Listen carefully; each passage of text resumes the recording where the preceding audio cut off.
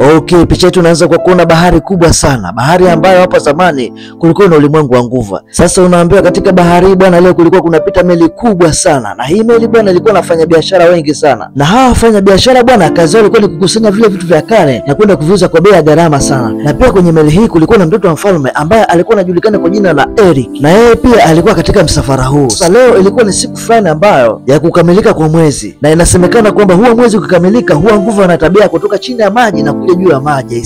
Sasa unaambiwa watu wote kwenye meli hii walitaka kukamata nguva katika usiku huu, lakini Eric bwana alikuwa hakupendezwa na ile tabia na akakataza kwamba hakuna kukamata nguva. Sasa mzee mmoja ambaye ni kama mlezi wa Eric akaanza kuongea, Eric, kwa nini unawakataza watu kuvua nguva? Lakini Eric alisimamia msimamo wake ule kwamba hawa ni viumbe ambao wanahitaji uhuru wao, kwa hiyo hakuna haja ya kuwakamata. Sasa tukija upande wa pili, ulimwengu wa bahari, ulimwengu wa nguva, tunaona ni ulimwengu ambao unapendeza sana ise. Sasa huyu ndio mfalme wa baharini ambaye ndio mfalme wa nguva, na alikuwa na watoto wake wazuri sana, na hapa alikuwa katika miliki yake akiwa pamoja na watoto wake, na katika wakati huu alikuwa ameleta watoto wake wote, lakini ajabu ni kwamba kati ya watoto wake 6 yuko mmoja ambaye hayupo hapa, na ndiye alikuwa mdogo kuliko wote na jina lake alikuwa anaitwa Arieli. Sasa mfalme anamtuma kaka wake ambaye kwa kawaida ni kaa kawaida, lakini alikuwa na uwezo wa kuongea, na akampa maagizo kwamba aende kumtafuta Arieli popote pale alipo na kumwambia kwamba mfalme anamuita. Basi kauli akatii bwana na kuondoka. Sasa tunagundua kwamba yule Arieli ambaye ni mtoto wa mfalme huo alikuwa anapenda sana vitu vya wanadamu, na mara nyingi huwa alikuwa akienda mbali sana huko akitafuta vitu vya wanadamu,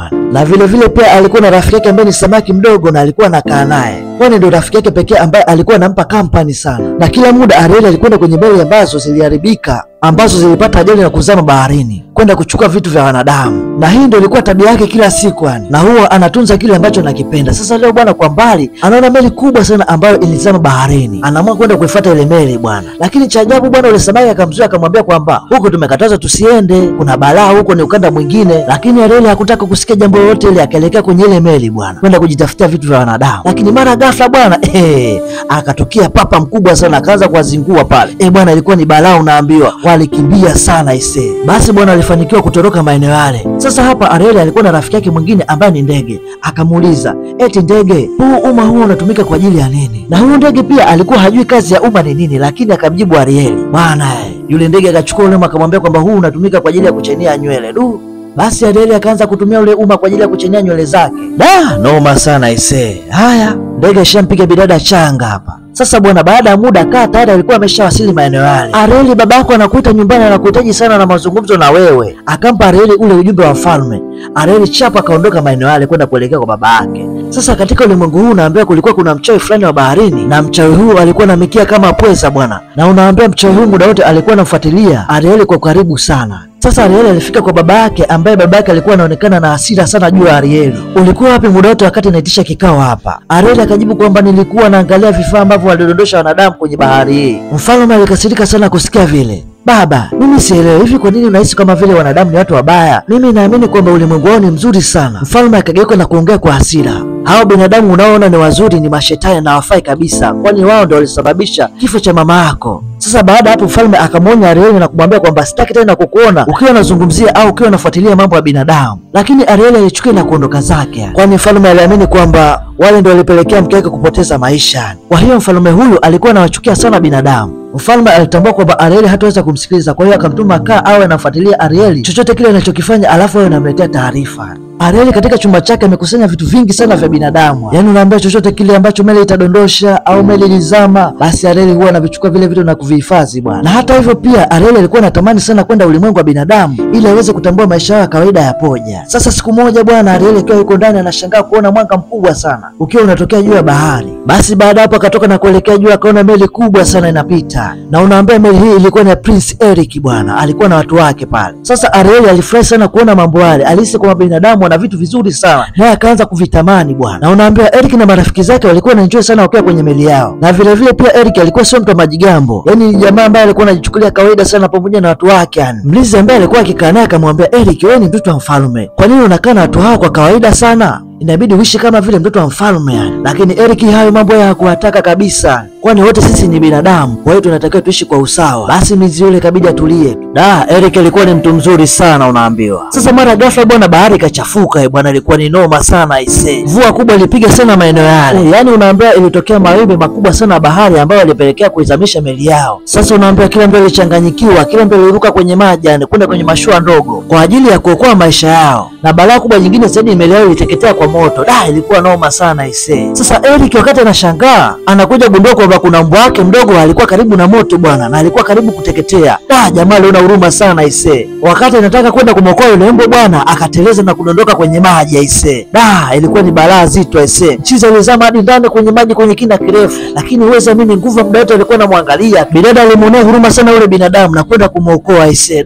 Akaenda kumfuata yule binadamu ambaye ni Eric na kwenda kumtoa kwenye yale maji marefu aisee. Sasa bwana, kwa mara ya kwanza Ariel aligusana na mwili wa binadamu, akafanikiwa kumwokoa na kumpeleka nchi kavu.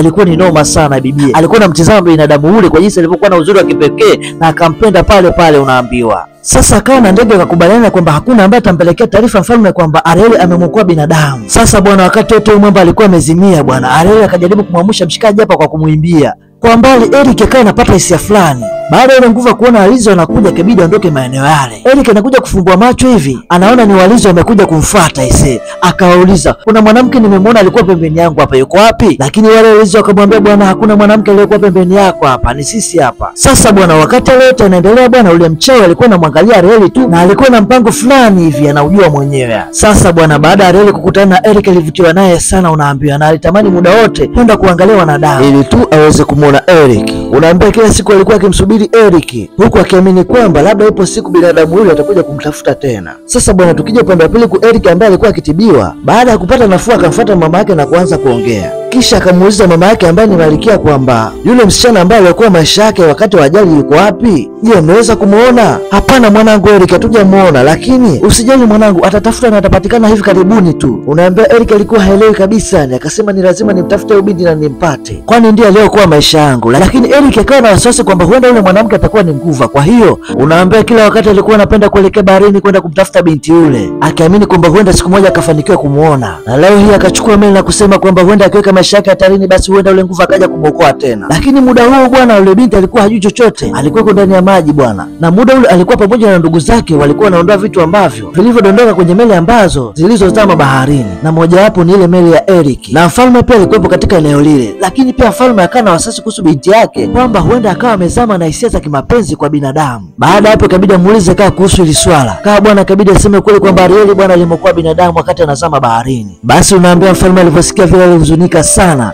na kwa maana ile alikasirika na kuharibu vile vitu ambavyo Ariel alivikusanya kutoka kwa binadamu. Unaambiwa Ariel alihuzunika sana na kuumia sana moyoni. Sasa wakati muda ule mambo yote yanaendelea, yale mchawi alikuwa kwa mbali anaangalia tu ile situation, na kumbe huyu mchawi wa baharini kumbe pia ni shangazi yake bwana. Akamfuata Ariel na kumwambia kwamba najua unachokitaka na nipo tayari kukusaidia, na kama ukiwa tayari kupata msaada wangu basi utaniambia. Basi unaambia baada ya pale Ariel akafunga safari na kwenda kumfuata mchawi popote alipo bwana. Na mchawi akamwambia kwamba najua kweli unawapenda wanadamu, lakini nipo tayari kukusaidia, lakini lazima ulipie. Ariel alikuwa tayari kufanya lolote ili mradi tu awe na binadamu yule yani. Na mchawi bwana alikuwa na mbinu nyingi sana za kumwongopea Ariel kwamba kama atamsaidia, kwani yeye huwasaidia watu ambao wenye matatizo kama yeye. Akamwambia kwamba nitakupatia miguu ya binadamu, na pia atatakiwa apate siku 3 tu za kwenda kumwambia binadamu yule kwamba anampenda. Na vile vile pia kabla hajaondoka lazima aache sauti yake hapa na kumkabidhi huyu mchawi, na kama akishindwa kumwambia binadamu yule kama anampenda kwa muda wa siku 3, basi atakuwa amefeli mtihani na ataishi na mchawi milele.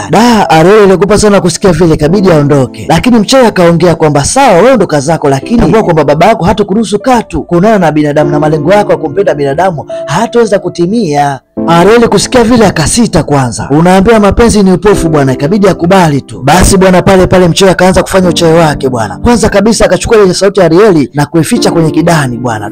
Noma sana, ikawa Ariel hana sauti bwana. Na baada ya pale bibi aligeuzwa kutoka kuwa nguva na kuwa binadamu. Kwa hiyo ilikuwa ni vigumu sana kwa yeye kuishi katika maji. Basi bibi alijitahidi sana kuogelea mpaka ufukweni bwana, lakini ule ulikuwa ni mtego wa mchawi bwana. Bibi hakujua hilo, kwani mchawi yule alikuwa na tamaa ya kumtoa baba yake Ariel kwenye kiti cha ufalme na kisha kumiliki yeye ule ufalme bwana. Noma sana ise. Sasa bibi katika kuogelea bwana akanasa kwenye nyavu za mvuvi fulani. Yule mvuvi bwana alishangaa sana kumuona yule bibie bwana amefikaje hapa, lakini akamwambia kwamba asijali, kwamba atampeleka kwa Malkia na atamtunza vizuri sana ise. Basi bwana ule mvuvi akamfikisha bibia mpaka kwa mama yake Eric ambaye ni Malkia. Akapewa maji ya kuoga na kuvalishwa nguo mpya nyumbani kwa Malkia pale. Unaambia bibia alipendeza sana aisee. Na alifurahi sana kuwa katika ulimwengu wa binadamu. Sasa bibia akijaribu kutoa sauti bwana, sauti haitoki aisee. Sasa Eric bwana baada ya kumuona Ariel bwana aliamini labda huyu ndo binti ambaye alimwokoa wakati amezama baharini. Lakini akawa na wasiwasi kwamba labda huenda akawa sio, kwa sababu hawezi kuongea na hana sauti, kwa hiyo hapa itakuwaje? Bibia alitamani sana kumwambia mshikaji kitu, lakini ikawa hakuna namna, kwani sauti yake ilikuwa haipo tena aisee, imechukuliwa na mchawi. Noma sana. Ile nafsi yake bwana ilikuwa inampa imani kwamba huyu ndo yule binti, lakini alikuwa hana uhakika. Basi muda ukasogea sana. Sasa yule Kaa ambaye ni rafiki wa Ariel akamkumbushia kwamba inabidi amwambie Eric kwamba anampenda, kwani ndani ya siku 3 zikiisha kabla hajafanya hivyo sauti yake na nafsi yake itakuwa ni mali ya mchawi. Basi bwana baada ya kusikia vile bwana Ariel akawa anapita kuangalia vitu vingi vya wanadamu, kwani bwana alikuwa na mambo mengi ya kujifunza kuhusu binadamu. Akaingia kwenye chumba fulani ambacho ni chumba cha Eric. Kulikuwa kuna vitu vingi sana vya kale, akawa anavishangaa pale. Basi katika kushangaa kule bwana akaona sanamu ya nguva, akaipenda akaiangalia. Baada ya muda kidogo Eric akatokea maeneo yale, akamwona bibia akiwa anashangaa vitu vile pale. Bibia akachukua jiwe fulani na kulibonda chini. Kumbe ile jiwe bwana kulikuwa na almasi kubwa sana. Akamkabidhi mwamba ile almasi bwana. Mwamba alishangaa sana isi akutambua hichi kitu yani. Sasa Eric akakaa na ule bibia akawa anamuonesha ramani ya dunia yani. Taratibu watu hao akaanza kuelewana kwa ukaribu fulani yani. Muda ule bwana mlinzi wa Eric akatokea pale. Akashangaa kumuona Eric akiwa na furaha. Ikabidi amuulize, "Je, bado tunapaswa kumtafuta binti aliyokuwa maisha yako?" Mwamba akajibu ndio, lazima mfanye hivi. Nahitaji sana kumpata binti yule, lakini kwa sasa hivi niandalie gari la farasi. Basi bwana baada ya pale Eric anamchukua Ariel na kwenda naye mbali kidogo, kwenda kumuonyesha bidada mazingira ya mji wao. Binti alifurahi sana kuona mwamba na mkia kinyama. Waliondoka pale na kuelekea mpaka sokoni bwana. Bibi alishangaa sana kuona mazingira ya binadamu yani. Aliona ni mazingira ambayo yanapendeza sana. Sasa usiku bwana Eric alimchukua bidada kwenye mashua ndogo. Walifanya safari ndogo kwenye bahari. Na muda ule bwana marafiki wa Ariel bwana walikuwepo bwana. Wakiwa wanaongea kwamba sasa huu ni wakati mwafaka wa Ariel kumwambia kwamba yeye anampenda Eric bwana, ili kutimiza agano, kwani ndani yao kuna upendo kati yao. Kama Ariel atafanikiwa kumbusu Eric, basi atakuwa amefaulu mtihani na hivyo ataishi na binadamu huyu kama binadamu. Lakini kama ataferi, itakuwa ni ngumu sana kwake na atarudi kuwa mali ya mchawi. Sasa mchawi baada ya kugundua kitu kwamba watu hao huenda akakisi bwana, akapindua mashua ili mbele lengo lisitimie bwana. Noma sana ise. Mchawi alipagaa sana kwamba watu wanawezaje kuwa na ukaribu namna ile wakati Ariel hana sauti. Alimaindi kichizi yani. Sasa huku upande wa pili baba yake Ariel bwana anauliza binti zake wengine kwamba ndugu wenu ni wapi alipo. Wote wakajibu kwamba hajui alipoelekea bwana. Basi baada ya pale akatuma kwenda kumtafuta mdogo wao bwana katika ulimwengu wa binadamu, lakini wana ndugu hawa hawakufanikiwa kumpata Ariel. Sasa huku Eric na bidada waliporudi ikulu, mlinzi wa Eric akashangaa kumuona Eric akiwa na furaha sana. Ikabidi amuulize, unaonaje sasa? Naona amepata msichana ambaye unaweza kufurahi naye katika maisha yako. Sasa je, tumtafute yule mwanamke au tuachane naye? Lakini Eric akasema kwamba hapana, ninatamani sana kuonana na yule mwanamke ambaye aliokuwa maisha yangu. Basi bwana baada ya pale mwamba akaelekea mpaka kwenye fuko wa bahari, akaanza kuuliza, ni nani yule aliyokuwa maisha yangu? Jamaa alikuwa anaongea kwa uchungu sana unaambiwa. Mara ghafla mwamba akamwona binti fulani akitoka kwenye bahari, akaketi kwenye jiwe. Pale mwamba akaamini kwamba huyu ndo mwanamke ambaye alikuwa maisha yake na kumchukua kumpeleka nyumbani kwao bwana. Bwana inoma sana ise. Huku Ariel akiwa haelewi chochote, wale marafiki zake wakaja kumwambia ubuyu bwana kwamba Eric amepata mwanamke mwingine baharini, kwa hiyo anataka kumuoa.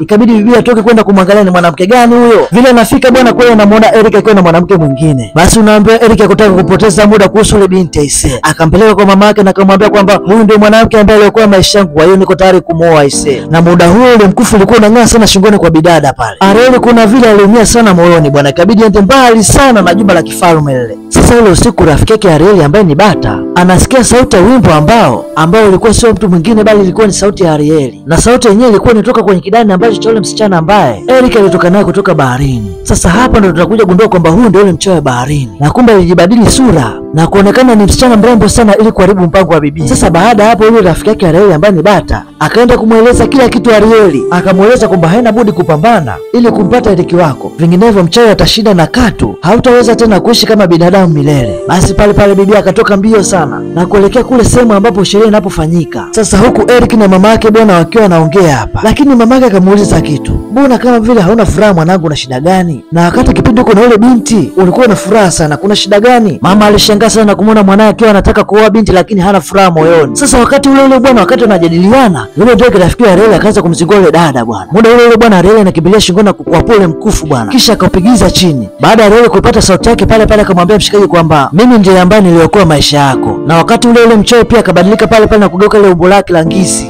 Akaanza kuleta vurugu kubwa sana pale unaambiwa. Vile vile pia Reli anageuka na kuwa nguva na kufanikiwa kumrudisha yule mchawi baharini. Noma sana ise. Sasa baba yake Reli anakutana na yule mchawi bwana. Lakini mchawi anamwambia kwamba tulikuwa na kiapo maalumu mimi na mtoto wako, kwa hiyo usinilaumu kwa chochote kile. Na ni kiapo ambacho hakiwezi kuvunjika kwa namna yoyote ile. Sasa baba ili kumwokoa binti yake kabidi aweke makubaliano mapya na mchawi huyu.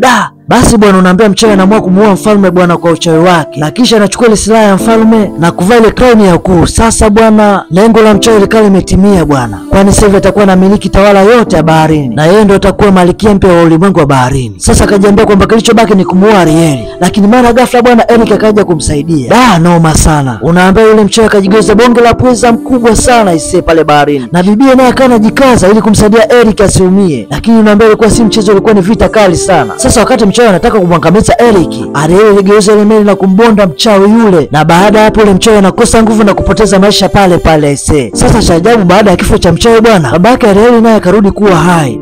Aisee, noma sana. Hii ni ajabu. Baada ya pale Ariel anarejesha ile silaha baba yake na kumkabidhi. Baada hapo Ariel hakuongea chochote kile kwa sababu anajua kabisa kwamba baba yake aliotoa uhai wake kwa ajili yake. Wakati ule pia Eric aliogelea mpaka ufukweni, akakutana na ndugu zake bwana. Na hapa anakutana na mama yake na kumwelezea kwamba anataka kuelekea ndani ya bahari. Mama akamwambia kwamba haiwezekaniki kwa sababu wewe ni binadamu na yule mwanamke ni samaki. Sasa ndani ya maji mfalme anamwambia kwamba niliamini kwamba nilimtimizia mwanangu kila kitu, lakini binti yangu huyu anaonekana kwamba mpaka sasa hivi nashangaa kumuona na huzuni sana ise. Anapenda sana mambo ya wanadamu. Sasa sijui nifanyeje.